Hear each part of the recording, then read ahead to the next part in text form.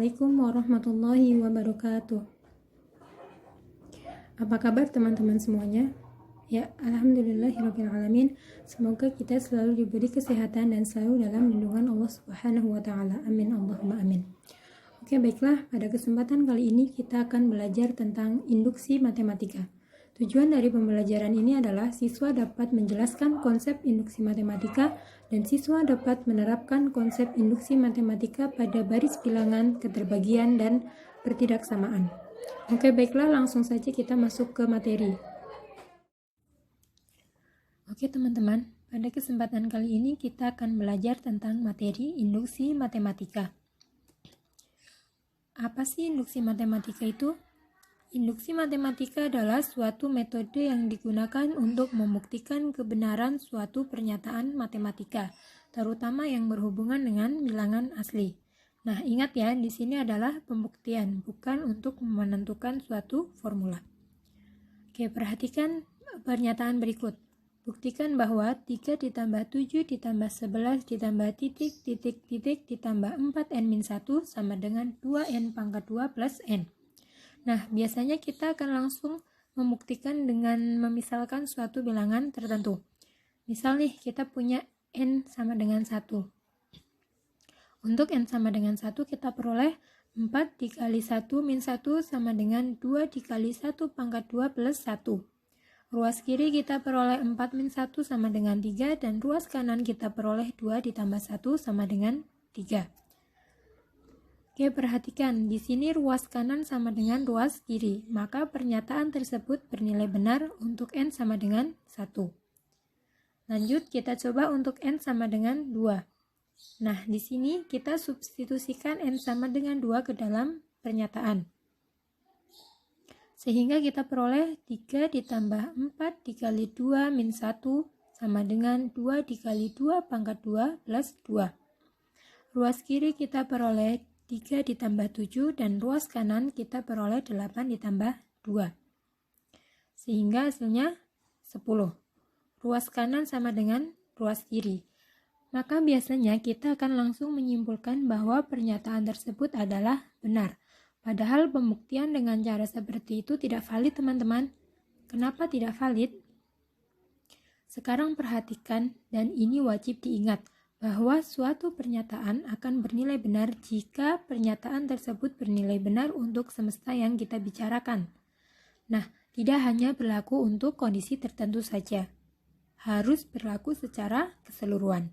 Nah, kalau dari contoh yang tadi, itu hanya berlaku untuk n sama dengan 1 dan n sama dengan 2.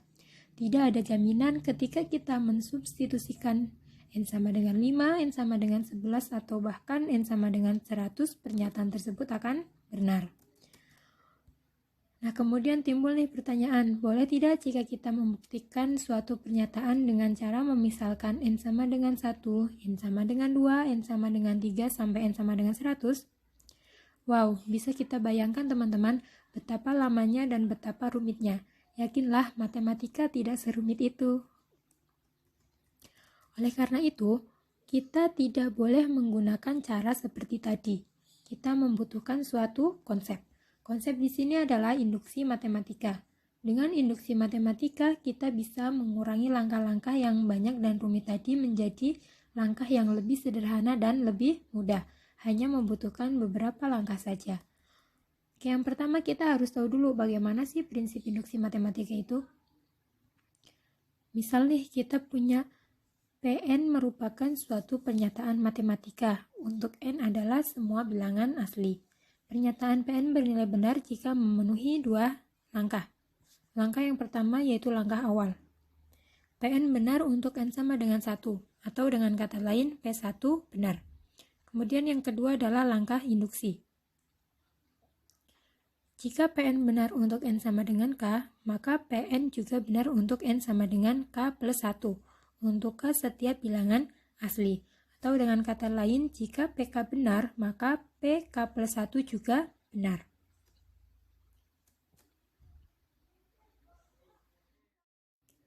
Oke, kira-kira bagaimana aplikasi dari induksi matematika? Induksi matematika dapat kita aplikasikan pada baris bilangan, keterbagian, dan pertidaksamaan. Tapi pada kesempatan kali ini, kita hanya akan membahas aplikasi induksi matematika pada baris bilangan dan keterbagian. Oke, untuk lebih paham, langsung saja kita ke contoh soal. Kita menggunakan contoh soal yang sebelumnya. Tunjukkan apakah pernyataan berikut benar. 3 ditambah 7 ditambah 11 ditambah titik ditambah 4n min 1 sama dengan 3n kuadrat ditambah n. Oke, langkah yang pertama, kita misalkan bahwa PN sama dengan 3 plus 7 plus 11 plus titik plus 4N min 1 sama dengan 2N pangkat 2 plus N. Kita membuktikan pernyataan tersebut menggunakan kedua langkah yang tadi. Langkah awal, kita misalkan N sama dengan 1, atau kita ambil N sama dengan 1. Kemudian kita substitusikan ke dalam pernyataan tersebut. Setiap ada N, kita ganti dengan angka 1, sehingga kita peroleh 4 dikali 1 min 1 sama dengan 2 dikali 1 pangkat 2 plus 1. Ruas kiri kita peroleh 4 min 1 sama dengan 3, dan ruas kanan juga kita peroleh 2 plus 1 sama dengan 3. Ruas kanan sama dengan ruas kiri, maka pernyataan tersebut bernilai benar untuk N sama dengan 1. Oke, lanjut ke langkah yang kedua, yaitu langkah induksi. Pertama, kita asumsikan benar untuk N sama dengan K, sehingga pernyataan tersebut berubah menjadi PK sama dengan 3 plus 7 plus 11 plus titik plus 4K min 1 sama dengan 2K pangkat 2 plus K. Kemudian akan dibuktikan benar untuk N sama dengan K plus 1. Jadi, setiap ada N, kita ganti dengan apa? Ya, kita ganti dengan K plus 1, sehingga pernyataan tersebut menjadi PK plus 1 sama dengan 3 plus 7 plus 11 plus titik plus 4K min 1 plus 4 dikali K plus 1 min 1 sama dengan 2 dikali K plus 1 pangkat 2 plus K plus 1. Perhatikan untuk angka yang berwarna hitam, dari asumsi di atas itu nilainya 2K pangkat 2 plus K. Sehingga langsung saja kita ganti dengan 2K pangkat 2 plus K.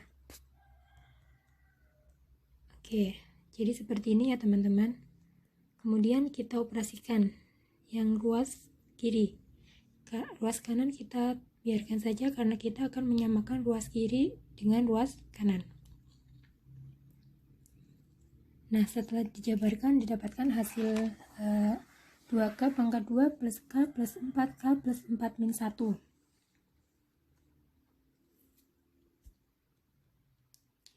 Oke, kita operasikan yang ruas kiri.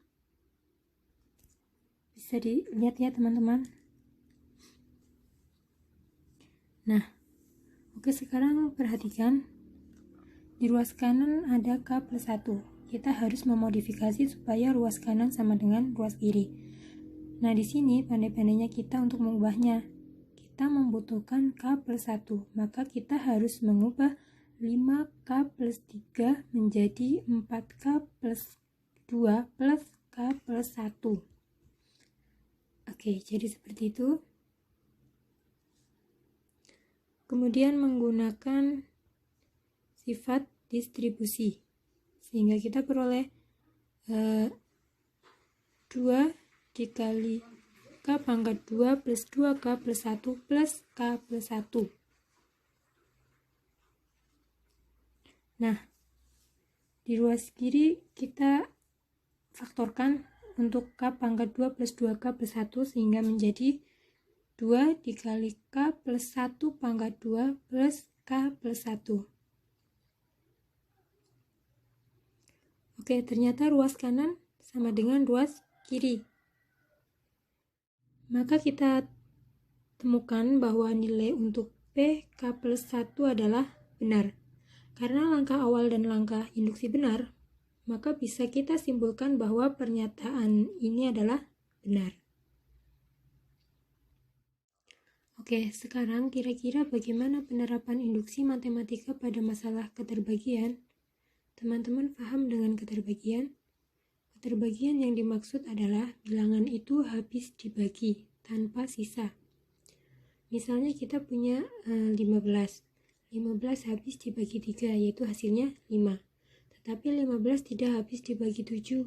Kenapa? Karena ketika 15 dibagi 7, dia itu memiliki sisa, yaitu sisa 1. Langsung saja sekarang ke contoh ya. Saya punya di sini, buktikan bahwa 9 pangkat N min 1 habis dibagi 8. Maka kita punya Pn sama dengan 9 pangkat N min 1 habis dibagi 8. Sekarang kita pakai langkah induksi. Langkah yang pertama, untuk N sama dengan 1, kita peroleh 9 pangkat 1 min 1, yaitu 9 min 1 sama dengan 8. 8 habis dibagi 8. Jadi pernyataan tersebut benar untuk N sama dengan 1. Lanjut ke langkah selanjutnya, yaitu langkah induksi. Andaikan benar untuk N sama dengan K, maka PK sama dengan 9 pangkat K min 1 habis dibagi 8. Oleh karena itu, dapat kita nyatakan sebagai P pangkat K min 1 sama dengan 8P untuk P sebarang bilangan asli. Nah, kemudian kita akan membuktikan bahwa Pn benar untuk N sama dengan K plus 1.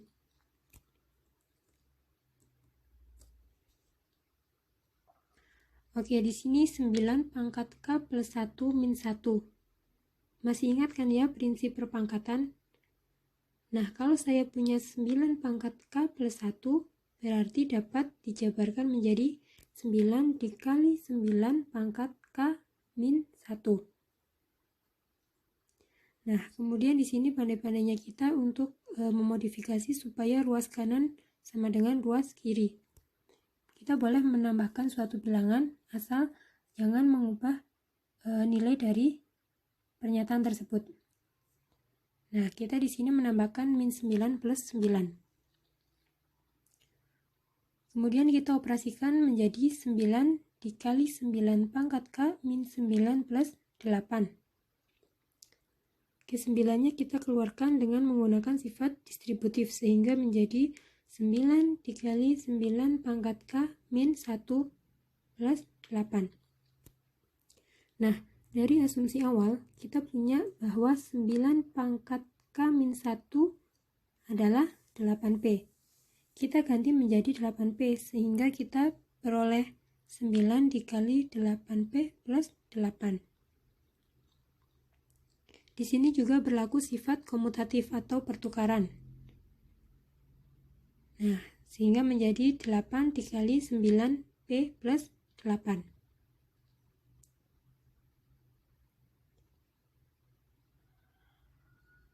Sama, kita menggunakan sifat distributif. Kita keluarkan 8-nya sehingga menjadi 8 dikali 9P plus 1. Oke, sekarang perhatikan baris terakhir. Baris terakhir ini berarti dia adalah kelipatan 8. Dengan kata lain, pernyataan tersebut habis dibagi 8. Oke, langkah pertama benar, kemudian langkah induksi juga benar. Maka 9 pangkat K plus 1 habis dibagi 8.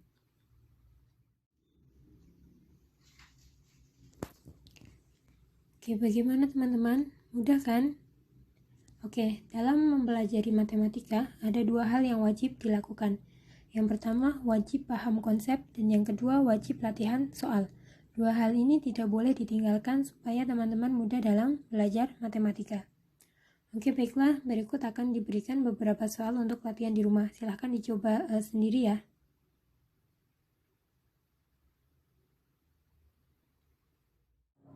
Oke, baiklah, pada pembelajaran kali ini kita dapat simpulkan bahwa induksi matematika dapat diaplikasikan pada baris bilangan, keterbagian, dan pertidaksamaan. Suatu pernyataan dikatakan benar jika pernyataan tersebut memenuhi dua langkah. Langkah yang pertama, Pn benar untuk N sama dengan 1 atau P1 bernilai benar. Kemudian langkah yang kedua, jika Pn benar untuk N sama dengan K, maka Pn juga benar untuk N sama dengan K plus 1. Atau dengan kata lain, jika PK benar, maka PK plus 1 juga benar.